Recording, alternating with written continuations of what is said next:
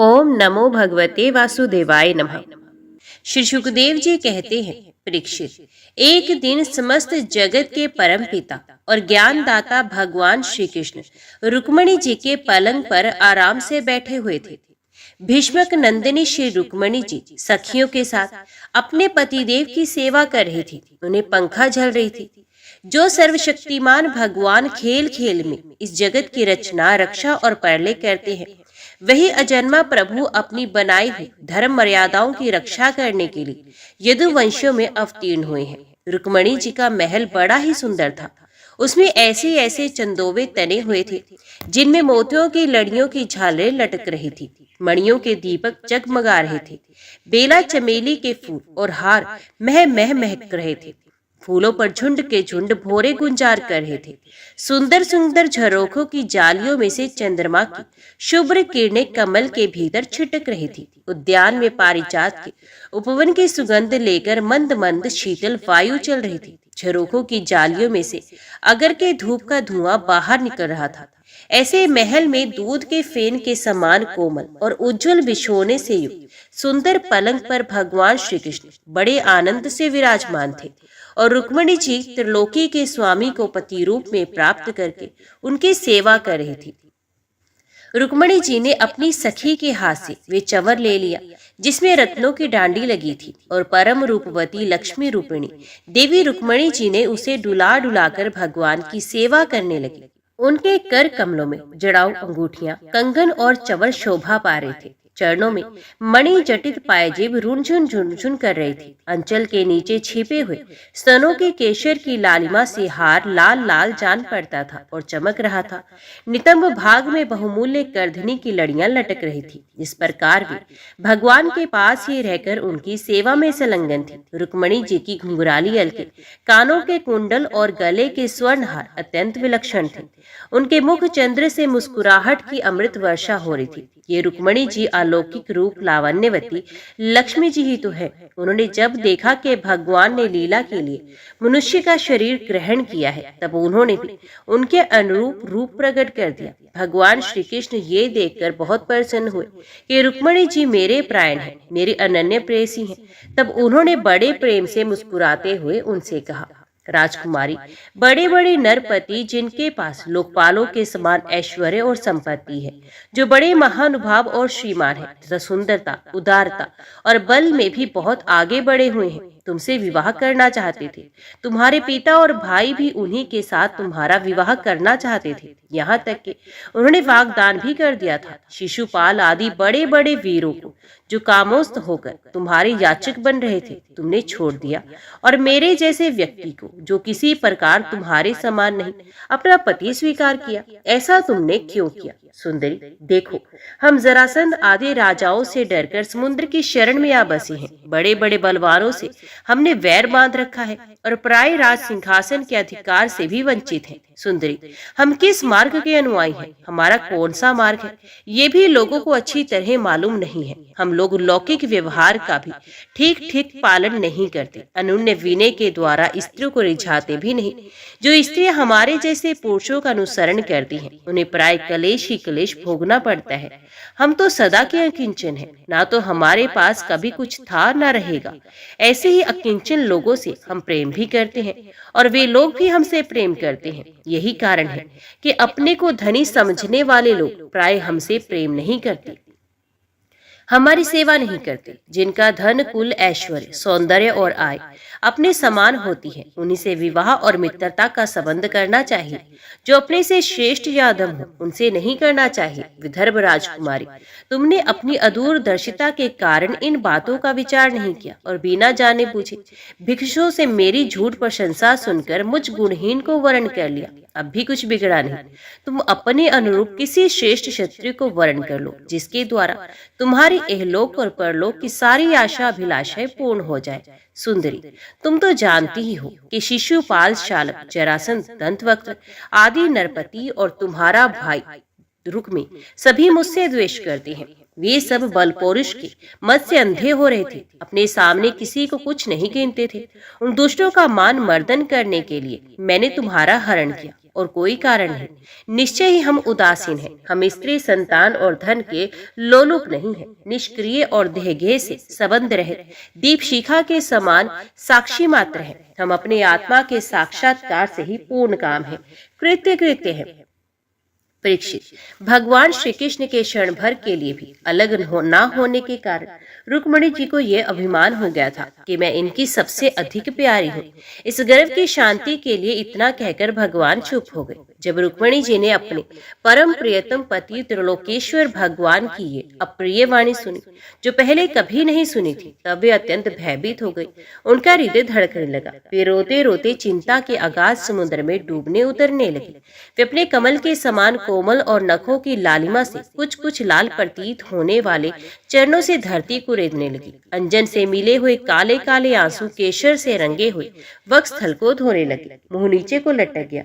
अत्यंत दुख के कारण उनकी वाणी रुक गई और ठिठकी सी रह गई। अत्यंत व्यथा, भय और शोक के कारण विचार शक्ति लुप्त हो गई। वियोग की संभावना से वे तत्क्षण इतनी दुबली हो गई कि उनकी कलाई का कंगन तक खिसक गया। हाथ का चवर गिर पड़ा। बुद्धि की विकलता के कारण वे एकाएक अचेत हो गई। केश बिखर गए और वे वायु वेग से उखड़े हुए केले के खंबे की तरह धरती पर गिरी। भगवान श्री कृष्ण ने देखा कि मेरी प्रेयसी रुक्मिणी जी हास्य विनोद की गंभीरता नहीं समझ रही और प्रेम पाश की दृढ़ता के कारण उनकी ये दशा हो रही है। स्वभाव से ही परम कारुणिक भगवान श्री कृष्ण का हृदय उनके प्रति करुणा से भर गया। चार भुजाओं वाले वे भगवान उसी समय पलंग से उतर पड़े और रुक्मिणी जी को उठा लिया तथा उनके खुले हुए केशपाशों को बांधकर अपने शीतल कर कमलों से उनका मुंह पोंछ दिया। भगवान ने उनके नेत्रों के आंसू और शोक के आंसुओं से भीगे हुए स्तनों को पोंछकर अपने प्रति अनन्य प्रेम भाव रखने वाली उन सती रुक्मिणी जी को बाहों में भरकर छाती से लगा लिया। भगवान श्री कृष्ण समझाने बुझाने में बड़े कुशल और अपने प्रेमी भक्तों के एकमात्र आश्रय हैं। जब उन्होंने देखा कि हास्य की गंभीरता के कारण रुक्मिणी जी की बुद्धि चक्कर में पड़ गई और वे अत्यंत दीन हो रही हैं, तब उन्होंने इस अवस्था के अयोग्य अपनी प्रेयसी रुक्मिणी जी को समझाया। भगवान श्री कृष्ण ने कहा, विधर्मनंदिनी, तुम मुझसे बुरा मत मानना, मुझसे रूठना नहीं। मैं जानता हूँ कि तुम एकमात्र मेरे ही प्राण हो, मेरी प्रिय सहचरी। तुम्हारी प्रेम भरी बात सुनने के लिए ही मैंने हंसी हंसी में ये छलना की थी। मैं देखना चाहता था कि मेरे यो कहने पर तुम्हारे लाल लाल होंठ पड़ने कोप से किस प्रकार फड़कने लगते हैं। तुम्हारे कटाक्ष पूर्वक देखने से नेत्रों में कैसी लाली छा जाती है और बोहें चढ़ जाने के कारण तुम्हारा मुंह कैसा सुंदर लगता है। मेरी परम प्रिय सुंदरी, घर के काम धंधों में रात दिन लगे रहने वाले गृहस्थों के लिए घर गृहस्थी में इतना ही तो परम लाभ है कि अपनी प्रिय अर्धांगिनी के साथ हास परिहास करते हुए कुछ घड़ियां सुख से बिता ली जाए। राजन, ये भगवान श्री कृष्ण ने अपनी प्राण प्रिया को इस प्रकार समझाया बुझाया। तब उन्हें इस बात का विश्वास हो गया कि मेरे प्रियतम ने केवल परिहास में ही ऐसा कहा था। अब उनके हृदय में ये भय जाता रहा कि प्यारे हमें छोड़ देंगे। परीक्षित, अब वे सलज्ज हास्य और प्रेम पूर्ण मधुर चितवन से पुरुष भूषण भगवान श्री कृष्ण का मुखारविंद निरखती हुई उनसे कहने लगी, कमल नयन, आपका ये कहना ठीक है कि ऐश्वर्य आदि समस्त गुणों से युक्त अनंत भगवान के अनुरूप मैं नहीं हूँ। आपकी समानता मैं किस प्रकार नहीं कर सकती। कहाँ तो अपनी अखंड महिमा से स्थित तीनों गुणों के स्वामी तथा ब्रह्मा आदि देवताओं से सेवित आप भगवान, और कहाँ तीनों गुणों के अनुसार स्वभाव रखने वाली गुणमय प्रकृति में, जिसकी सेवा कामनाओं के पीछे भटकने वाले अज्ञानी लोग ही करते हैं। भला मैं आपके सामने कब हो सकती हूँ, आपके समान कब हो सकती हूँ। स्वामी, आपका ये कहना भी ठीक है कि आप राजाओं के भय से समुद्र में या छिपे हैं, परंतु राजा शब्द का अर्थ पृथ्वी का राजा नहीं, तीनों गुण रूप राजा है। मानो आप उन्हीं के भय से अंतकरण रूप समुद्र में चैतन्य घन अनुभूति स्वरूप आत्मा के रूप में विराजमान रहते हैं। इसमें संदेह नहीं कि आप राजाओं से वैर रखते हैं, परंतु वे राजा कौन है? यही अपनी दुष्ट इंद्रियां, इनसे तो आपका वैर है ही। और प्रभु, आप राज सिंहासन से रहित हैं, ये भी ठीक है, क्योंकि आपके चरणों की सेवा करने वालों ने भी राजा के पद को घोर अज्ञान अंधकार समझकर दूर से ही दुत्कार कर दिया है। फिर आपके लिए तो कहना क्या। आप कहते हैं कि हमारा मार्ग स्पष्ट नहीं और हम लौकिक पुरुषों जैसा आचरण भी नहीं करते। ये बात भी निस्संदेह सत्य है, क्योंकि जो ऋषि मुनि आपके पाद पद्मों का मकरंद रस सेवन करते हैं उनका मार्ग भी अस्पष्ट रहता है और विश्व में उलझे हुए नर पशु उसका अनुमान भी नहीं लगा सकते। और हे अनंत, आपके मार्ग पर चलने वाले आपके भक्तों की भी चेष्टाएं जब प्राय अलौकिक ही होती हैं, तब समस्त शक्तियों और ऐश्वर्यों के आश्रय आपकी चेष्टाएं अलौकिक हों, इसमें तो कहना ही क्या।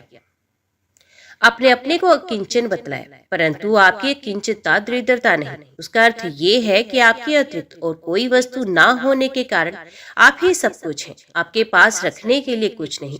परंतु जिन ब्रह्मा आदि देवताओं की पूजा सब लोग करते हैं, भेंट देते हैं, वे ही लोग आपकी पूजा करते हैं, उनके प्यारे हैं और वे आपके प्यारे हैं। जो लोग अपनी ध्यानता के अभिमान से अंधे हो रहे हैं और इंद्रियों को तृप्त करने में लगे हैं, वे ना तो आपका भजन सेवन करते हैं, ना तो ये जानते हैं कि आप मृत्यु के रूप में उनके सर पर सवार हैं। जगत में जीव के लिए जितने भी वांछनीय पदार्थ हैं, धर्म अर्थ काम मोह, उन सब के रूप में आप ही प्रकट हैं। आप समस्त वृत्तियों प्रवृत्तियों साधनों सिद्धियों और साध्यों के फलस्वरूप हैं। विचारशील पुरुष आपको प्राप्त करने के लिए सब कुछ छोड़ देते हैं। भगवान, उन्हीं विवेकी पुरुषों का आपके साथ संबंध होना चाहिए। जो लोग स्त्री पुरुष के सहवास से प्राप्त होने वाले सुख या दुख के वशीभूत हैं, वे कदापि आपका संबंध प्राप्त करने के योग्य नहीं। ये ठीक है कि भिक्षुकों ने आपकी प्रशंसा की है, परंतु किन भिक्षुकों ने?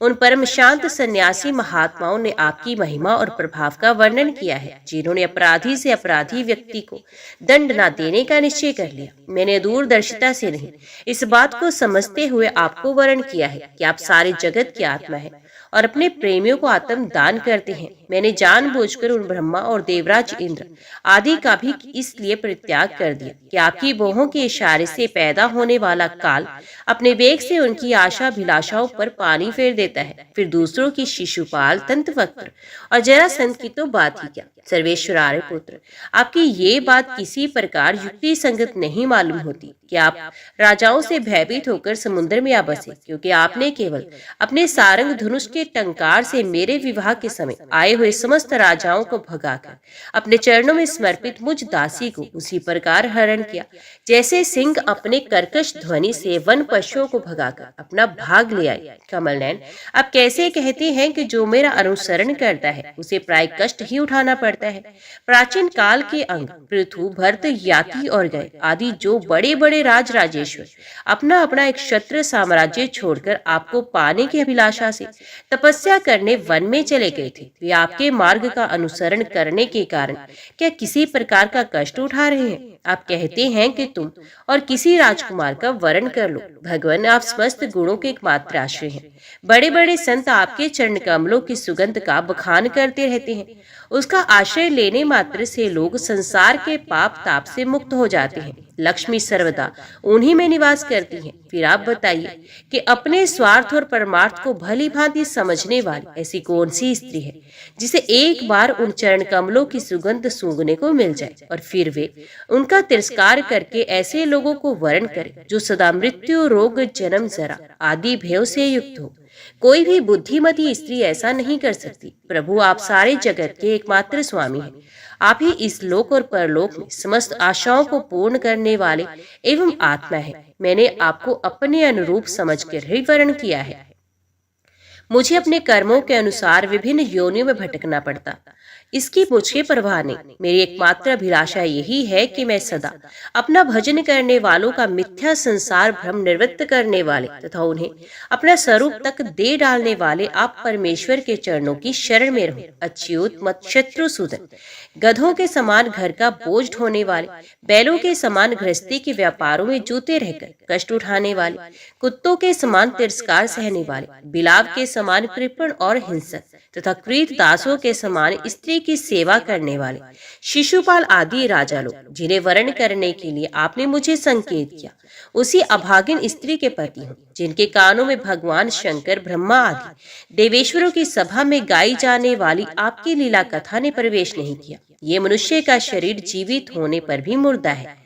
ऊपर से चमड़ी, दाढ़ी, मुछ, रोए नख और केशों से ढका हुआ, परंतु इसके भीतर मांस, हड्डी, खून, कीड़े, मलमूत्र, कफ, पित्त और वायु भरे पड़े हैं। इसे वही मूढ़ स्त्री अपना प्रियतम पति समझकर सेवन करती है, जिसे कभी आपके चरणारविंद के मकरंद की सुगंध सूंघने को नहीं मिली। कमल नयन, आप आत्माराम हैं, मैं सुंदरी अथवा गुणवती हूँ, इन बातों पर आपकी दृष्टि नहीं जाती, अतः आपका उदासीन रहना स्वाभाविक है। फिर भी आपके चरण कमलों में मेरा सुदृढ़ अनुराग हो, यही मेरी अभिलाषा है। जब आप इस संसार की अभिवृद्धि के लिए उलट उत्कट रजोगुण स्वीकार करके मेरी ओर देखते हैं, तब वे भी आपका परम अनुग्रह ही है। मधुसूदन, आपने कहा कि किसी अनुरूप वर को वर्ण कर लो। मैं आपकी इस बात को भी झूठ मानती हूँ, क्योंकि कभी कभी एक पुरुष के द्वारा जीती जाने पर भी कशी नरेश की कन्या अम्बा के समान किसी किसी के दूसरे पुरुष में भी प्रीति रहती है। कोटा स्त्री का मन तो विवाह हो जाने पर भी नए नए पुरुषों की ओर खींचता है। बुद्धिमान पुरुष को चाहिए वे ऐसी कोटा स्त्री को अपने पास न रखे। उसे अपनाने वाला पुरुष लोक और परलोक दोनों खो बैठता है, अभिभ्रष्ट हो जाता है। भगवान श्री कृष्ण ने कहा, साध्वी राजकुमारी, यही बातें सुनने के लिए मैंने तुमसे हंसी हंसी में तुम्हारी वंचना की थी, तुम्हें छकाया था। तुमने मेरे वचनों की जैसी व्याख्या की वे अक्षर सत्य है। सुंदरी, तुम मेरी अनन्य प्रेयसी हो, मेरे प्रति तुम्हारा अनन्य प्रेम है। तुम मुझसे जो जो अभिलाषाएं करती हो वे तो तुम्हें सदा सर्वदा प्राप्त ही हैं। और ये भी बात भी है कि मुझसे की हुई अभिलाषाएं सांसारिक कामनाओं के समान बंधन में डालने वाली नहीं होती, बल्कि वे समस्त कामनाओं से मुक्त करा देती हैं। पुण्यमती प्रिय, मैंने तुम्हारा पति प्रेम और पातिव्रत्य भी भली भांति देख लिया। मैंने उल्टी सीधी बात कह कहकर तुम्हें विचलित करना चाहा था, परंतु तुम्हारी बुद्धि मुझसे तनिक भी इधर उधर नहीं हुई। प्रिय, मैं मोक्ष का स्वामी हूँ, लोगों का संसार सागर से पार करता हूँ। जो सकाम पुरुष अनेक प्रकार के व्रत और तपस्या करके दाम्पत्य जीवन के विषय सुख की अभिलाषा से मेरा भजन करते हैं, वे मेरी माया से मोहित है। माननीय प्रिय, मैं मोक्ष तथा संपूर्ण संपदाओं का आश्रय हूँ, अधीश्वर हूँ।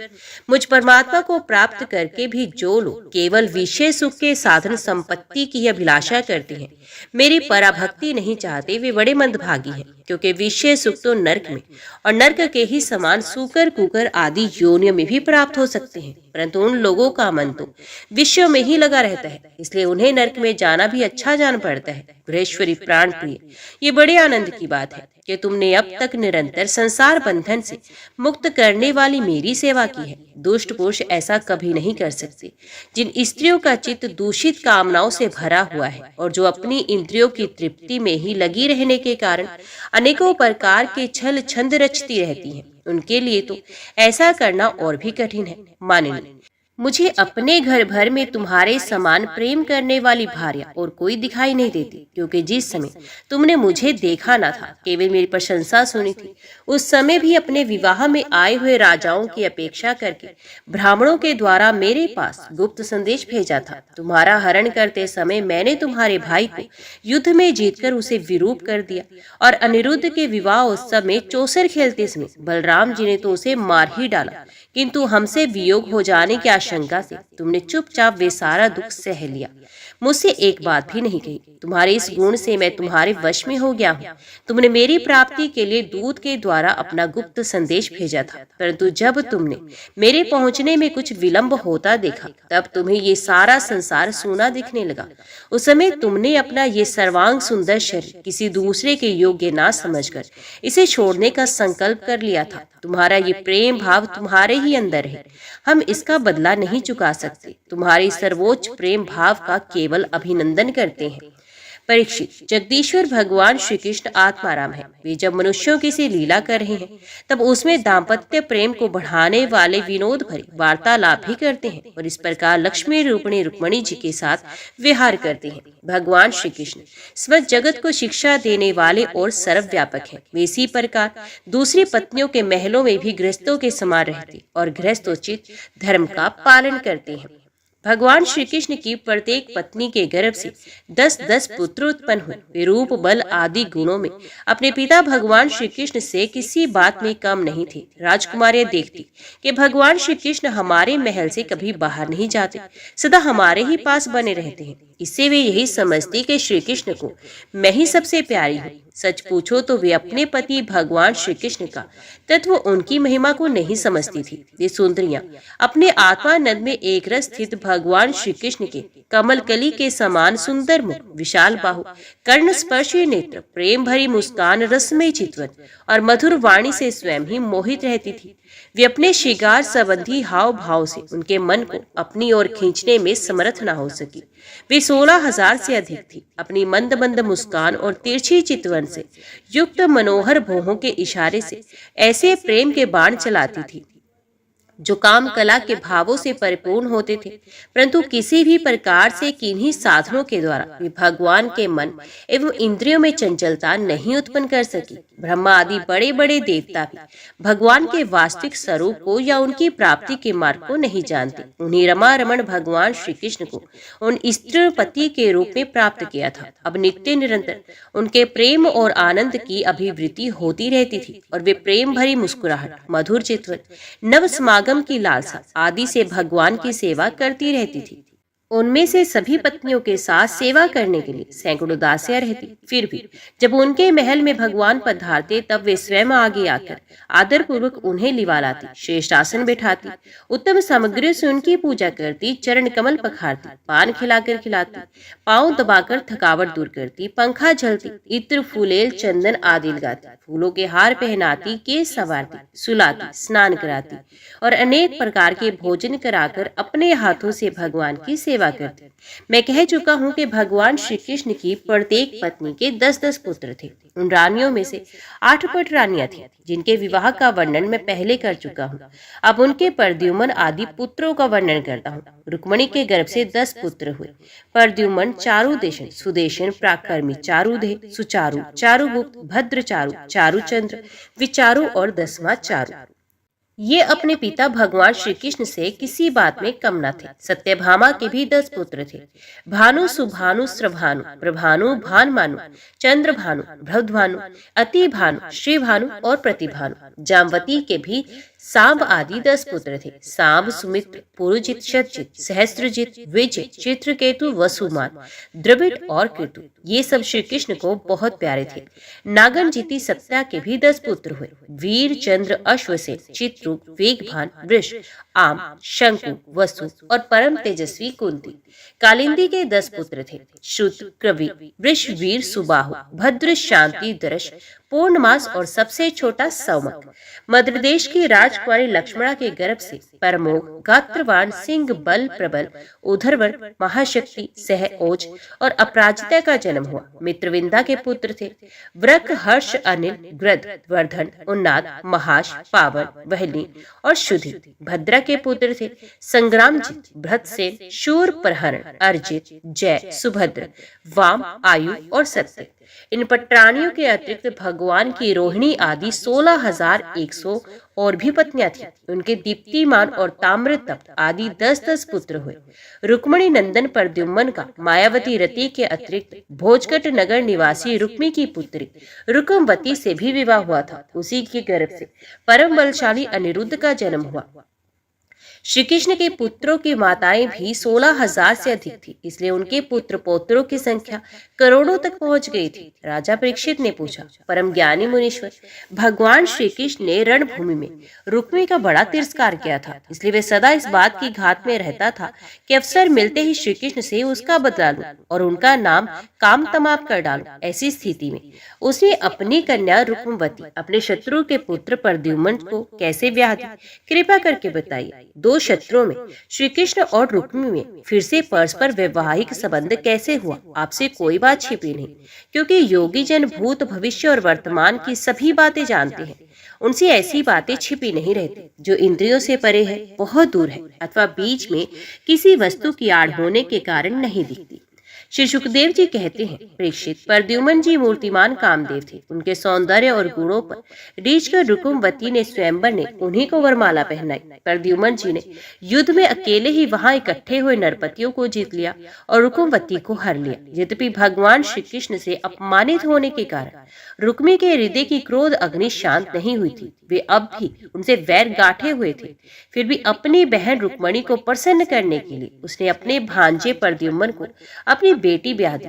10 पुत्रों के अतिरिक्त रुक्मणी जी के एक परम सुंदरी बड़े बड़े नेत्र वाली कन्या थी। उसका नाम था चारुमती। कृतवर्मा के पुत्र बलि ने उसके साथ विवाह किया। रुक्मी का भगवान श्री कृष्ण के साथ पुराना वैर था। फिर भी अपनी बहन रुक्मणी को प्रसन्न करने के लिए उसने अपनी पौत्री रोचना का विवाह रुक्मणी के पुत्र अपने नाती अनिरुद्ध के साथ किया। यद्यपि रुक्मी को इस बात का पता था कि इस प्रकार का विवाह संबंध धर्म के अनुकूल नहीं है, फिर भी स्नेह बंधन में बंधकर उसने ऐसा कर दिया। अनिरुद्ध के विवाह उत्सव में सम्मिलित होने के लिए भगवान श्री कृष्ण, बलराम जी, रुक्मणी जी, प्रद्युम्न, सांब आदि द्वारकावासी भोजकट नगर में पधारे। जब विवाह उत्सव निर्विघ्न समाप्त हो गया, तब कलिंग, नरेश आदि घमंडी नरपतियों ने रुक्मी से कहा कि तुम बलराम जी को पासों के खेल में जीत लो। बलराम जी को पासे डालने तो आते नहीं, परंतु उन्हें खेलने का बहुत बड़ा व्यसन है। उन लोगों के बहकाने से रुक्मी ने बलराम जी को बुलवाया और वे उनके साथ चौसर खेलने लगा। बलराम जी ने पहले 100, फिर 1000, इसके बाद 10,000 मोहरों का दांव लगाया। उन्हें रुक्मी ने जीत लिया। रुक्मी की जीत होने पर कलिंग, नरेश दांत दिखा दिखाकर ढाका मारकर बलराम जी की हंसी उड़ाने लगे। बलराम जी से ये हंसी सहन न हुई, वे कुछ चिढ़ गए। इसके बाद रुक्मी ने 1,00,000 मोहरों का दांव लगाया। उसे बलराम जी ने जीत लिया, परंतु रुक्मी धूर्तता से कहने लगा, मैंने जीता है। इस पर बलराम जी क्रोध से तिलमिला उठे। उनके हृदय में इतना क्षोभ हुआ मानो पूर्णिमा के दिन समुद्र में ज्वार आ गया हो। उनके नेत्र एक तो स्वभाव से ही लाल लाल थे, दूसरे अत्यंत क्रोध के मारे वे और भी दहक उठे। अब उन्होंने 10 करोड़ मोहरों का दांव रखा। इस बार भी द्वितीय नियम के अनुसार बलराम जी की जीत हुई, परंतु रुक्मी ने छल करके कहा, मेरी जीत हुई। इस विषय के विशेषज्ञ कलिंग, नरेश आदि सभासद इसका निर्णय कर दे। उस समय आकाशवाणी ने कहा, यदि धर्म पूर्वक कहा जाए तो बलराम जी ने ही ये दांव जीता है। रुक्मी का ये कहना सरासर झूठ है कि उसने जीता है। एक तो रुक्मी के सिर पर मौत सवार थी और दूसरे उसके साथी दुष्ट राजाओं ने भी उसे उभार रखा था। इसलिए उसने आकाशवाणी पर कोई ध्यान न दिया और बलराम जी की हंसी उड़ाते हुए कहा, बलराम जी, आखिर आप लोग वन वन भटकने वाले ग्वाले ही तो ठहरे। आप पासा खेलना क्या जाने। पासों और बाणों से तो केवल राजा लोग ही खेला करते हैं, आप जैसे नहीं। रुक्मी के इस प्रकार आक्षेप और राजाओं के उपहास करने पर बलराम जी क्रोध से आग बबूला हो गए। उन्होंने एक मुदगर उठाया और उस मांगलिक सभा में ही रुक्मी को मार डाला। पहले कलिंग, नरेश दांत दिखा दिखाकर हंसता था, अब रंग में भंग देकर वहां से भागा, परंतु बलराम जी ने 10 ही कदम पर उसे पकड़ लिया और क्रोध से उसके दांत तोड़ डाले। बलराम जी ने अपने मुदगर की चोट से दूसरे राजाओं की भी बाह, जांग और सिर आदि तोड़ फोड़ डाले। वे खून से लथपथ और भयभीत होकर वहां से भागते बने। परीक्षित, भगवान श्री कृष्ण ने ये सोचकर कि बलराम जी का समर्थन करने से रुक्मणी जी अप्रसन्न होंगी और रुक्मी के वध को बुरा बताने से बलराम जी रुष्ट होंगे, अपने साले रुक्मी की मृत्यु पर भला बुरा कुछ भी न कहा। इसके बाद अनिरुद्ध जी का विवाह और शत्रु का वध दोनों प्रयोजन सिद्ध हो जाने पर भगवान के आश्रित बलराम जी आदि यदुवंशी नव विवाहिता दुल्हन रोचना के साथ अनिरुद्ध जी को श्रेष्ठ रथ पर चढ़ाकर भोजकट नगर से द्वारकापुरी को चले आए। राजा परीक्षित ने पूछा, हे मुनीश्वर, मैंने सुना है कि यदुवंश शिरोमणि अनिरुद्ध जी ने बाणासुर की पुत्री उषा से विवाह किया था और इस प्रसंग में भगवान श्री कृष्ण और शंकर जी का बहुत बड़ा युद्ध हुआ था। आप कृपा करके ये वृत्तांत विस्तार से सुनाइए। श्री सुखदेव जी कहते हैं, परीक्षित, महात्मा बलि की कथा तो तुम सुन चुके हो। उन्होंने वामन रूप धारी भगवान को सारी पृथ्वी का दान कर दिया था। उनके 100 लड़के थे, उनमें सबसे बड़ा था बाणासुर। दैत्यराज बलि का औरस पुत्र बाणासुर भगवान शिव की भक्ति में सदा रत रहता था। समाज में उसका बड़ा आदर था। उसकी उदारता और बुद्धिमत्ता प्रशंसनीय थी। उसकी प्रतिज्ञा अटल होती थी और सचमुच वे बात का धनी था। उन दिनों वे परम रमणीय शोणितपुर में राज्य करता था। भगवान शंकर की कृपा से इंद्रादि देवता नौकर चाकर की तरह उनकी सेवा करते थे। उनकी 1000 भुजाएं थी। एक दिन जब भगवान शंकर तांडव नृत्य कर रहे थे, तब उसने अपने 1000 हाथों से अनेक प्रकार के बाजे बजाकर उन्हें प्रसन्न कर लिया। सचमुच भगवान शंकर बड़े ही भक्तवत्सल और शरणागत रक्षक हैं। समस्त भूतों के एकमात्र स्वामी प्रभु ने बाणासुर से कहा, तुम्हारी जो इच्छा हो मुझसे मांगो। बाणासुर ने कहा, भगवान आप मेरे नगर की रक्षा करते हुए यहीं पर रहा करें। एक दिन बल पौरुष के घमंड में चूर बाणासुर ने अपने समीप ही स्थित भगवान शंकर के चरण कमलों को सूर्य के समान चमकीले मुकुट से छूकर प्रणाम किया और कहा, देवादिदेव आप समस्त चराचर जगत के गुरु और ईश्वर है। मैं आपको नमस्कार करता हूँ। जिन लोगों के मनोरथ अब तक पूरे नहीं हुए हैं, उनको पूर्ण करने के लिए आप कल्प वृक्ष हैं। भगवान आपने मुझे 1000 भुजाएं दी, परंतु वे मेरे लिए केवल भार रूप हो रही हैं, क्योंकि त्रिलोकी में आपको छोड़कर मुझे अपनी बराबरी का कोई वीर योद्धा ही नहीं मिलता जो मुझसे लड़ सके। आदिदेव एक बार मेरी बाहों में लड़ने के लिए इतनी खुजलाहट हुई कि मैं दिग्गजों की ओर चला, परंतु वे भी डर के मारे भाग खड़े हुए। उस समय मार्ग में अपनी बाहों की चोट से मैंने बहुत से पहाड़ों को तोड़ फोड़ डाला था। बाणासुर की ये प्रार्थना सुनकर भगवान शंकर ने तनिक क्रोध करके कहा, रे मूढ़, जिस समय तेरी ध्वजा टूटकर गिर जाएगी उस समय मेरे ही समान योद्धा से तेरा युद्ध होगा और वे युद्ध तेरा घमंड चूर कर देगा। परीक्षित, बाणासुर की बुद्धि इतनी बिगड़ गई थी कि भगवान शंकर की बात सुनकर उसे बड़ा हर्ष हुआ और वे अपने घर लौट आया। अब वे मूर्ख भगवान शंकर के आदेश अनुसार उस युद्ध की प्रतीक्षा करने लगा जिसमें उसके बल वीर्य का नाश होने वाला था। बाणासुर की एक कन्या थी जिसका नाम था उषा। अभी वे कुमारी ही थी। एक दिन स्वप्न में उसने देखा कि परम सुंदर अनिरुद्ध जी के साथ मेरा समागम हो रहा है। आश्चर्य की बात तो ये थी कि उसने अनिरुद्ध जी को ना तो कभी देखा था, ना ही उनके बारे में कभी सुना था। स्वप्न में ही उन्हें ना देखकर वे बोल उठी, प्राण प्यारे तुम कहाँ हो? और उसकी नींद टूट गई। वे अत्यंत विवलता के साथ उठ बैठी और ये देखकर कि मैं सखियों के बीच में हूँ, बहुत ही लज्जित हुई। बाणासुर के मंत्री का नाम था कुंभांड। उसकी एक कन्या थी जिसका नाम था चित्रलेखा। उषा और चित्रलेखा एक दूसरे की सहेलियां थी। चित्रलेखा ने उषा से कौतूहलवश पूछा, राजकुमारी मैं देखती हूँ कि अभी तक किसी ने तुम्हारा पानी ग्रहण भी नहीं किया है, फिर तुम किसे ढूंढ रही हो और तुम्हारे मनोरथ का क्या स्वरूप है? उषा ने कहा, सखी मैंने स्वप्न में एक बहुत ही सुंदर नवयुवक को देखा है। उसके शरीर का रंग सांवला सांवला सा है, नेत्र कमल दल के समान है, शरीर पर पीला पीला पीतांबर फहरा रहा है, भुजाएं लंबी लंबी हैं और वे स्त्रियों का चित्त चुराने वाला है। उसने पहले तो अपने अधरों का मधुर मधु मुझे पिलाया, परंतु मैं उसे अघाकर पी ही नहीं पाई थी और वे मुझे दुख के सागर में डालकर ना जाने कहाँ चला गया। मैं तरसती ही रह गई। सखी मैं अपने उसी प्राण वल्लभ को ढूंढ रही हूँ। चित्रलेखा ने कहा, सखी यदि तुम्हारा चित्त चोर त्रिलोकी में कहीं भी होगा और उसे तुम पहचान सकोगी तो मैं तुम्हारी वीरे व्यथा अवश्य शांत कर दूंगी। मैं चित्र बनाती हूँ, तुम अपने चित्त चोर प्राण वल्लभ को पहचान कर बता दो, फिर वे चाहे कहीं भी होगा मैं उसे तुम्हारे पास ले आऊंगी। यो कहकर चित्रलेखा ने बात की बात में बहुत से देवता, गंधर्व, सिद्ध, चारण, पन्नग, दैत्य, विद्याधर, यक्ष और मनुष्यों के चित्र बना दिए। मनुष्य में उसने वृषणवंशी वसुदेव जी के पिता शूर, स्वयं वसुदेव जी, बलराम जी और भगवान श्री कृष्ण आदि के चित्र बनाए। प्रद्युम्न का चित्र देखते ही उषा लज्जित हो गई। जब उसने अनिरुद्ध का चित्र देखा तब तो लज्जा के मारे उसका सर नीचा हो गया। फिर मंद मंद मुस्कुराते हुए उसने कहा, मेरा ये प्राण वल्लभ यही है, यही है।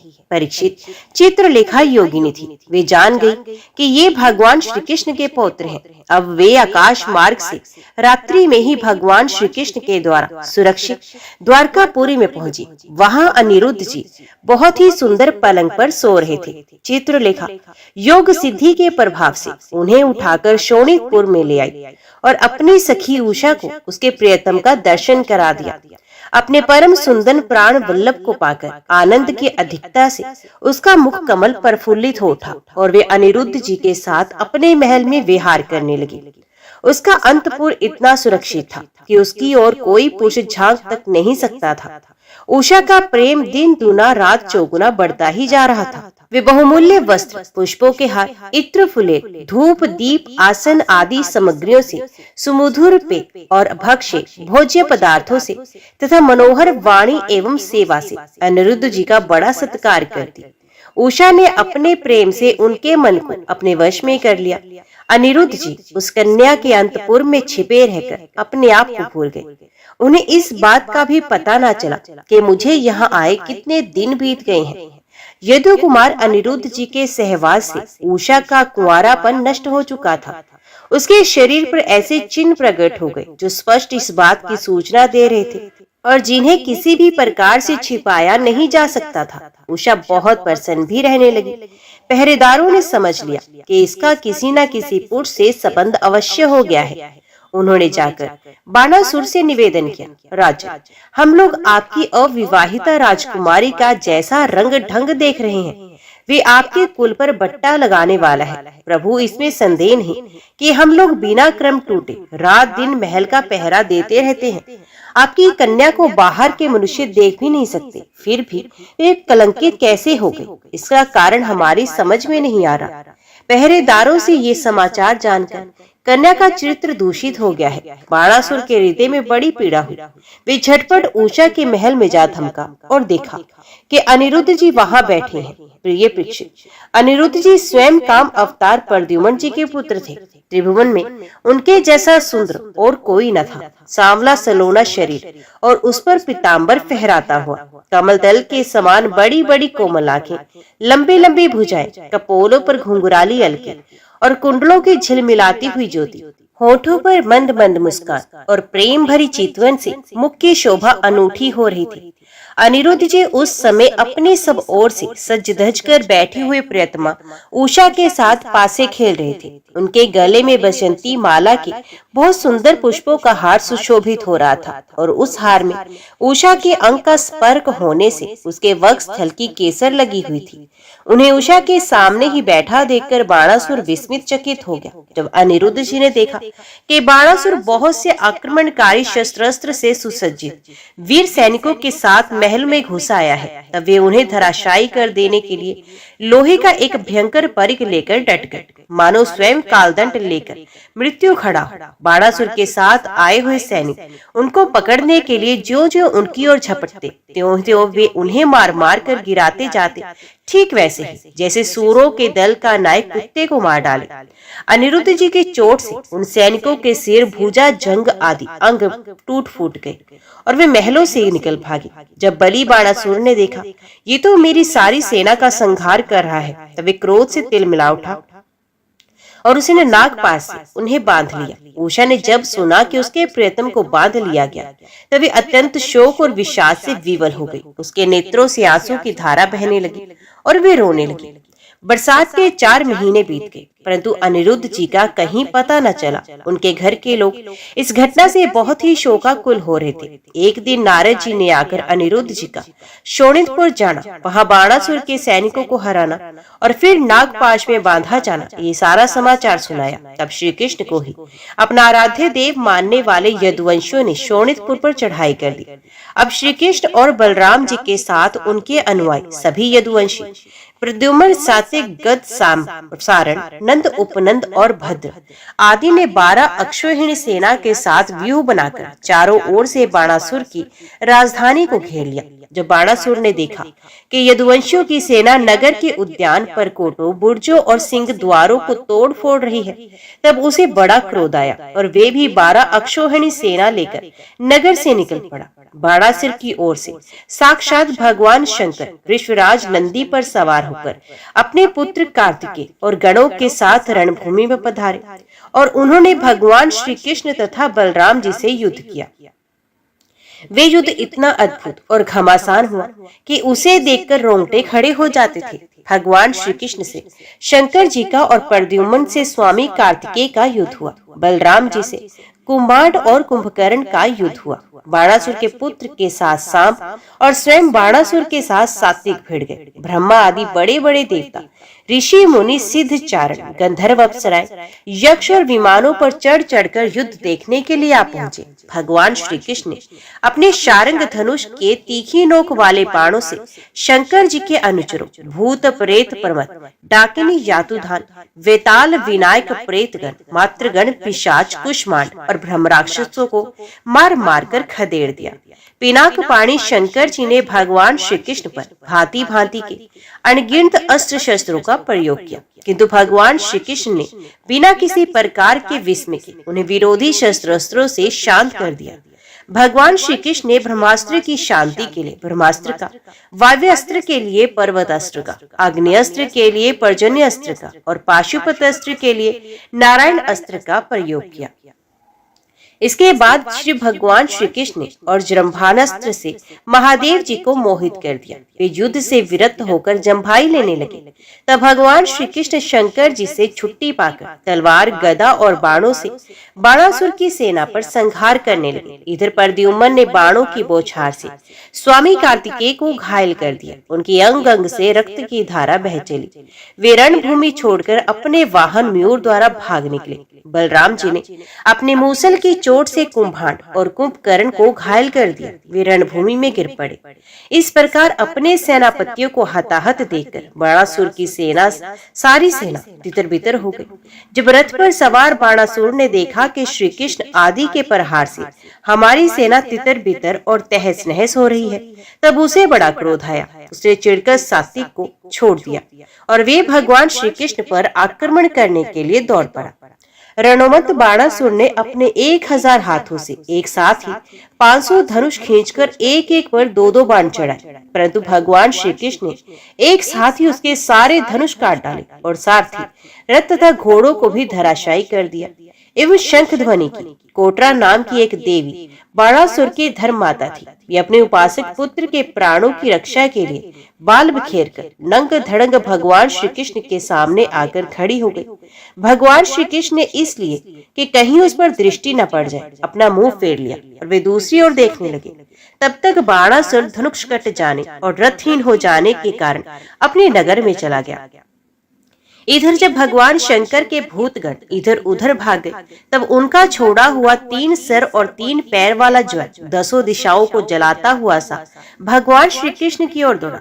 भगवान श्री कृष्ण ने उसे अपनी ओर आते देखकर उसका मुकाबला करने के लिए अपना ज्वर छोड़ा। अब वैष्णव और माहेश्वर दोनों ज्वर आपस में लड़ने लगे। अंत में वैष्णव ज्वर के तेज से माहेश्वर ज्वर पीड़ित होकर चिल्लाने लगा और अत्यंत भयभीत हो गया। जब उसे नियंत्रण कहीं त्राण न मिला, तब वे अत्यंत नम्रता से हाथ जोड़कर शरण में लेने के लिए भगवान श्री कृष्ण से प्रार्थना करने लगे। ज्वर ने कहा, प्रभु आपकी शक्ति अनंत है, अब ब्रह्मादि ईश्वरों के भी परमेश्वर हैं, अब सबकी आत्मा और सर्व स्वरूप है, आप अद्वितीय और केवल ज्ञान स्वरूप है। संसार की उत्पत्ति, स्थिति और संहार के कारण आप ही हैं। श्रुतियों के द्वारा आपका ही वर्णन और अनुमान किया जाता है। आप समस्त विकारों से रहित स्वयं ब्रह्म है। मैं आपको प्रणाम करता हूँ। काल, देव, कर्म, जीव, स्वभाव, सूक्ष्म भूत, शरीर, सूत्रात्मा, प्राण, अहंकार, एकादश इंद्रियां और पंचभूत, इन सबका संघात लिंग शरीर और बिंचाकुर न्याय के अनुसार उससे कर्म और कर्म से फिर लिंग शरीर की उत्पत्ति, ये सब आपकी माया है। आप माया के निषेध की परम अवधि हैं।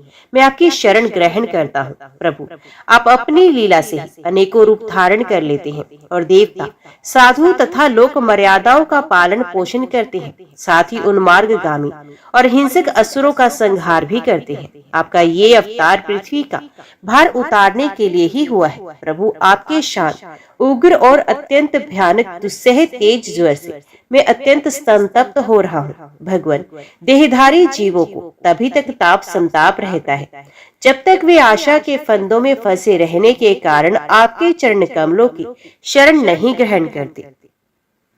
भगवान श्री कृष्ण ने कहा, त्रिशिर मैं तुम पर प्रसन्न हूँ, अब तुम मेरे ज्वर से निर्भय हो जाओ। संसार में जो कोई हम दोनों के संवाद का स्मरण करेगा, उसे तुमसे कोई भय न रहेगा। भगवान श्री कृष्ण के इस प्रकार कहने पर माहेश्वर ज्वर उन्हें प्रणाम करके चला गया। तब तक बाणासुर रथ पर सवार होकर भगवान श्री कृष्ण से युद्ध करने के लिए फिर आ पहुंचा। बाणासुर ने अपने 1000 हाथों में तरह तरह के हथियार ले रखे थे। अब वे अत्यंत क्रोध में भरकर चक्रपाणी भगवान पर बाणों की वर्षा करने लगा। जब भगवान श्री कृष्ण ने देखा कि बाणासुर ने तो बाणों की झड़ी लगा दी है, तब वे छुरे के समान तीखी धार वाले चक्र से उसकी भुजाएं काटने लगे, मानो कोई किसी वृक्ष की छोटी छोटी डालियां काट रहा हो।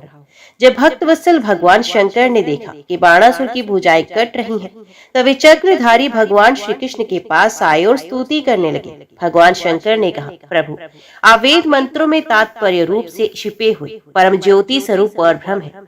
शुद्ध हृदय महात्मा गण आपके आकाश के समान सर्वव्यापक और निर्विकार स्वरूप का साक्षात्कार करते हैं।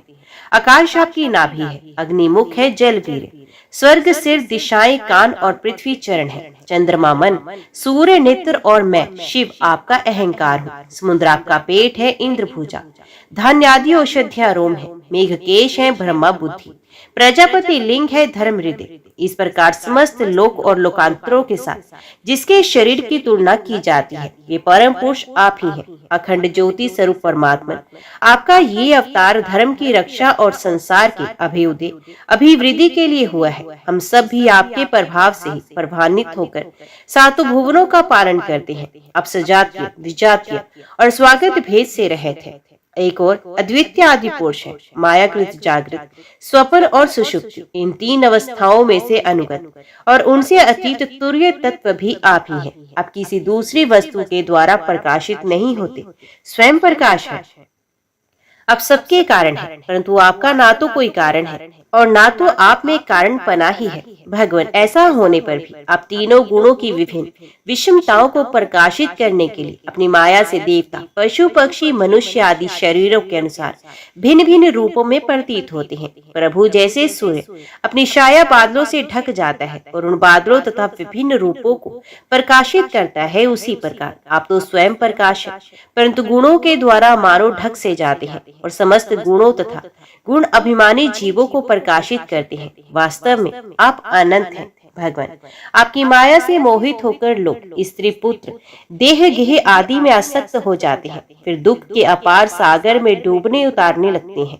संसार के मानवों को ये शरीर, ये मनुष्य शरीर आपने अत्यंत कृपा करके दिया है। जो पुरुष इसे पाकर भी अपनी इंद्रियों को वश में करता और आपके चरण कमलों का आश्रय नहीं लेता, उनका सेवन नहीं करता, उसका जीवन अत्यंत शोचनीय है और वे स्वयं अपने आप को धोखा दे रहा है। प्रभु, अब समस्त प्राणियों की आत्मा प्रियतम और ईश्वर है। जो मृत्यु का ग्रास मनुष्य आपको छोड़ देता है और अनात्म दुख रूप एवं तुच्छ विषम सुख वृद्धि करके उनके पीछे भटकता है, इतना मूर्ख कि अमृत को छोड़कर विष पी रहा है। मैं ब्रह्मा, सारे देवता और विशुद्ध हृदय वाले ऋषि मुनि सब प्रकार से और सर्वात्म भाव से आपके शरणागत हैं, क्योंकि आप ही हम लोगों की आत्मा प्रियतम और ईश्वर है। अब जगत की उत्पत्ति, स्थिति और प्रलय के कारण है। अब सब में सम, परम शांत, सबके सुहृद, आत्मा और इष्ट देव है।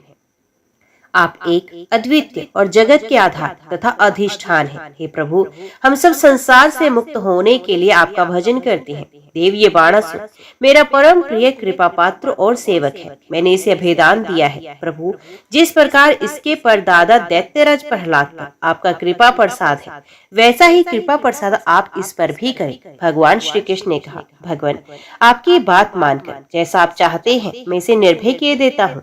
आपने पहले इसके संबंध में जैसा निश्चय किया था, मैंने इसकी भुजाएं काटकर उसका अनुमोदन किया है। मैं जानता हूँ कि बाणासुर दैत्यराज बलि का पुत्र है, इसलिए मैं भी इसका वध नहीं कर सकता, क्योंकि मैंने प्रहलाद को वर दे दिया है कि मैं तुम्हारे वंश में पैदा होने वाले किसी भी दैत्य का वध नहीं करूंगा। इसका घमंड चूर करने के लिए ही मैंने इसकी भुजाएं काट दी है। इसकी बहुत बड़ी सेना पृथ्वी के लिए भार हो रही थी, इसलिए मैंने उसका संहार कर दिया। अब इसकी 4 भुजाएं बच रही हैं, ये अजर अमर बनी रहेंगी। ये बाणासुर आपके पार्षदों में मुख्य होगा।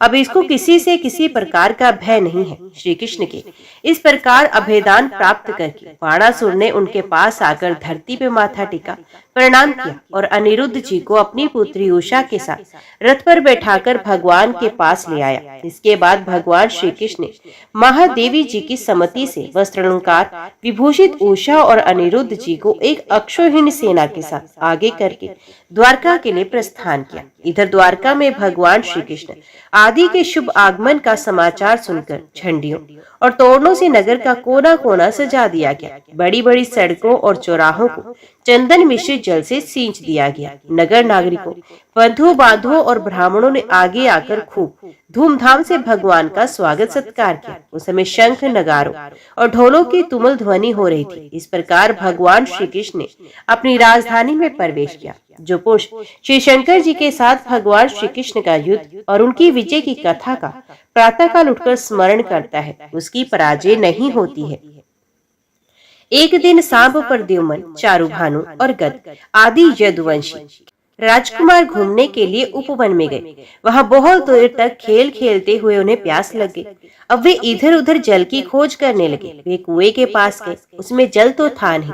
एक बड़ा विचित्र जीव दिख पड़ा। ये जीव पर्वत के समान आकार का एक गिरगिट था।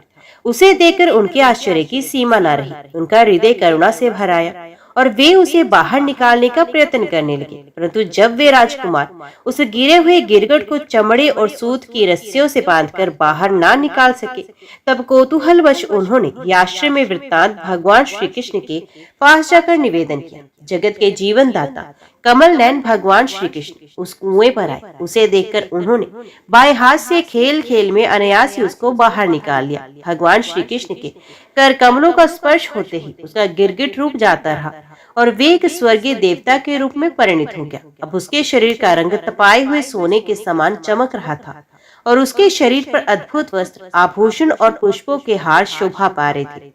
यद्यपि भगवान श्री कृष्ण जानते थे कि इस दिव्य पुरुष को गिरगिट योनि क्यों मिली थी, फिर भी वे कारण सर्वसाधारण को मालूम हो जाए, इसलिए उन्होंने उस दिव्य पुरुष से पूछा, महाभाग, तुम्हारा ये रूप तो बहुत ही सुंदर है, तुम हो कौन?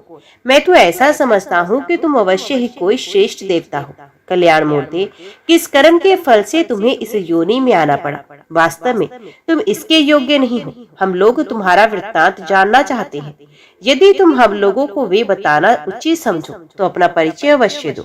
जब अनंत मूर्ति भगवान श्री कृष्ण ने राजा नृग से इस प्रकार पूछा, तब उन्होंने अपना सूर्य के समान मुकुट झुकाकर भगवान को प्रणाम किया और वे इस प्रकार कहने लगे, प्रभु, मैं महाराज इक्ष्वाकु का पुत्र राजा नृग हूँ। जब कभी किसी ने आपके सामने दानियों की गिनती की होगी, तब उसमें मेरा नाम भी अवश्य ही आपको कानों में पड़ा होगा।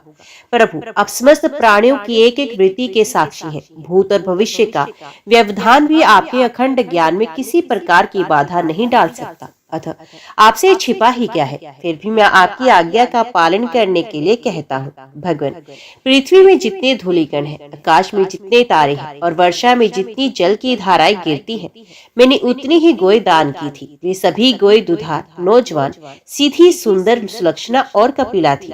मैंने उन्हें न्याय के धन से प्राप्त किया था। सबके साथ बछड़े थे। उनके सींगों में सोना मढ़ दिया गया था और वे खुरों में चांदी। उन्हें वस्त्र, उपहार और गहनों से सजा दिया जाता था। ऐसी गोय मैंने दान में दी थी। भगवान, मैं युवावस्था से संपन्न श्रेष्ठ ब्राह्मण कुमारों को, जो सद्गुणी, शील संपन्न, कष्ट में पड़े हुए कुटुंब वाले, दम्भ रहित तपस्वी, वेद पाठी, शिष्यों को विद्या दान करने वाले तथा सचित्र होते वस्त्राभूषण से अलंकृत करता और उन गौओं का दान उन्हें करता। इस प्रकार मैंने बहुत सी गायें, पृथ्वी, सोना, घर, घोड़े, हाथी, दासियों के सहित कन्याएं, तीनों के पर्वत, चांदी, शैया, वस्त्र, रतन, गृहस्वगृह और रथ आदि दान किए। अनेकों यज्ञ किए और बहुत से कुएं, बावली आदि भी बनवाए। एक दिन किसी दान ना लेने वाले तपस्वी ब्राह्मण की एक गाय बिछुड़कर मेरी गौ में आ मिली। मुझे इस बात का बिल्कुल पता न चला, इसलिए मैंने अनजाने में ही उसे किसी दूसरे ब्राह्मण को दान कर दिया। जब उस गाय को वे ब्राह्मण ले चले, तब उस गाय के असली स्वामी ने कहा, ये गाय मेरी है। दान ले जाने वाले ब्राह्मण ने कहा, ये तो मेरी है, क्योंकि राजा नृग ने मुझे इसका दान दिया है। वे दोनों ब्राह्मण आपस में झगड़ते हुए अपनी अपनी बात कायम करने के लिए मेरे पास आए। एक ने कहा, ये गाय अभी अभी आपने मुझे दी है, और दूसरे ने कहा कि यदि ऐसी बात है तो तुमने मेरी गाय चुरा ली है। भगवान, उन दोनों ब्राह्मणों की बात सुनकर मेरा चित्त भ्रमित हो गया। मैंने धर्म संकट में पड़कर उन दोनों से बड़ी अनुनय विनय की और कहा, मैं बदले में 1 लाख उत्तम गाय दूंगा। आप लोग मुझे ये गाय वापस कर दीजिए। मैं आप लोगों का सेवक हूँ। मुझसे अनजाने में यह अपराध बन गया है मुझ पर।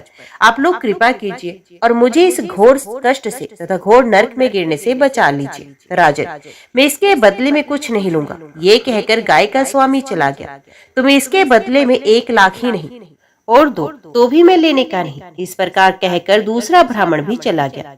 देवाधिदेव जगदीश्वर इसके बाद आयु समाप्त होने पर यमराज के दूत आए और मुझे यमपुरी में ले गए। वहां यमराज ने मुझसे पूछा, राजन, तुम पहले अपने पाप का फल भोगना चाहते हो या पुण्य का? तुम्हारे दान और धर्म के फलस्वरूप तुम्हें ऐसा तेजस्वी लोक प्राप्त होने वाला है जिसकी कोई सीमा ही नहीं। भगवान, तब मैंने यमराज से कहा, देव, पहले मैं अपने पाप का फल भोगना चाहता हूँ। और उसी क्षण यमराज ने कहा, तुम गिर जाओ।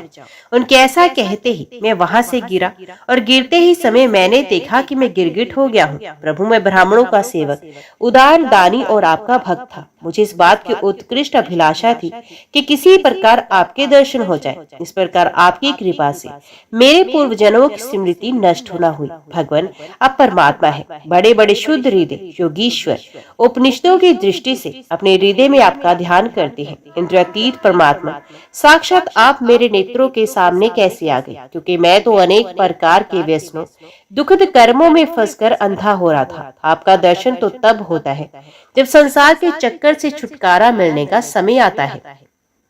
देवताओं के भी आराध्य देव पुरुषोत्तम गोविंद, आप ही व्यक्त और अव्यक्त जगत तथा जीवों के स्वामी हैं। अविनाशी अच्युत, आपकी कीर्ति पवित्र है। अंतर्यामी नारायण, आप ही समस्त वृत्तियों और इंद्रियों के स्वामी हैं। प्रभु श्री कृष्ण, मैं अब देवताओं के लोक में जा रहा हूँ। आप मुझे आज्ञा दीजिए। आप ऐसी कृपा कीजिए कि मैं चाहे कहीं भी क्यों न रहूं, मेरा चित्त सदा आपके चरण कमलों में ही लगा रहे। आप समस्त कार्यों और कारणों के भी रूप में विद्यमान है। आपकी शक्ति अनंत है और आप स्वयं ब्रह्म है। आपको मैं नमस्कार करता हूँ। सच्चिदानंद स्वरूप सर्वंतर्यामी वासुदेव श्री कृष्ण, आप समस्त योगों के स्वामी योगेश्वर हैं। मैं आपको बार बार नमस्कार करता हूँ। राजा नृग ने इस प्रकार कहकर भगवान की परिक्रमा की और अपने मुकुट से उनके चरणों का स्पर्श करके प्रणाम किया। फिर उनसे आज्ञा लेकर सबके देखते देखते ही वे श्रेष्ठ विमान पर सवार हो गए। राजा नृग के चले जाने पर ब्राह्मणों के परम प्रेमी, धर्म के आधार देवकी नंदन भगवान श्री कृष्ण ने क्षत्रियों को शिक्षा देने के लिए वहां उपस्थित अपने कुटुंब के लोगों से कहा, जो लोग अग्नि के समान तेजस्वी हैं, वे भी ब्राह्मणों का थोड़े से थोड़ा धन हड़प कर नहीं पचा सकते। फिर जो अभिमान व झूठ मूठ अपने को लोगों का स्वामी समझते हैं, वे राजा तो क्या पचा सकते हैं। मैं हलाहल विष को विष नहीं मानता, क्योंकि उसकी चिकित्सा होती है। वस्तुतः ब्राह्मणों का धन ही परम विष है। उसको पचा लेने के लिए पृथ्वी में कोई औषधि, कोई उपाय नहीं।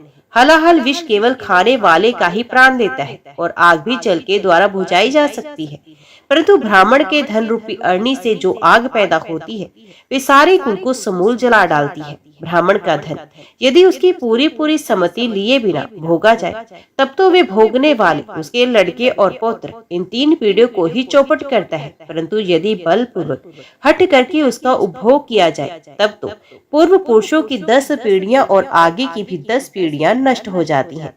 जो मूर्ख राजा अपनी राजलक्ष्मी के घमंड से अंधे होकर ब्राह्मणों का धन हड़पना चाहते हैं, समझना चाहिए कि वे जानबूझकर नरक में जाने का रास्ता साफ कर रहे हैं। वे देखते नहीं कि उन्हें अधपतन के कैसे गहरे गड्ढे में गिरना पड़ेगा।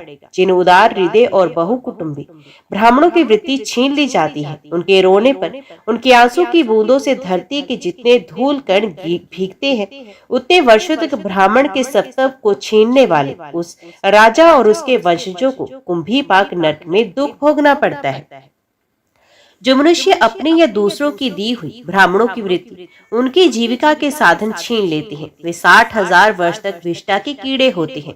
इसलिए मैं तो यही चाहता हूँ कि ब्राह्मणों का धन कभी भूल से भी मेरे कोष में न आए, क्योंकि जो लोग ब्राह्मणों के धन की इच्छा भी करते हैं, उसे छीनने की बात तो अलग रही, वे इस जन्म में अल्पायु, शत्रु से पराजित और राज्य भ्रष्ट हो जाते हैं और मृत्यु के बाद भी दूसरों को कष्ट देने वाले सांप ही होते हैं। इसलिए मेरे आत्मियों, यदि ब्राह्मण अपराध करे तो भी उसे द्वेष मत करो, बीमार ही क्यों ना बैठे, वे बहुत सी गलतियां या शाप ही क्यों ना दे, उसे तुम लोग सदा नमस्कार ही करो। जिस प्रकार मैं बड़ी सावधानी से तीनों समय ब्राह्मणों को प्रणाम करता हूँ, वैसे ही तुम लोग भी किया करो।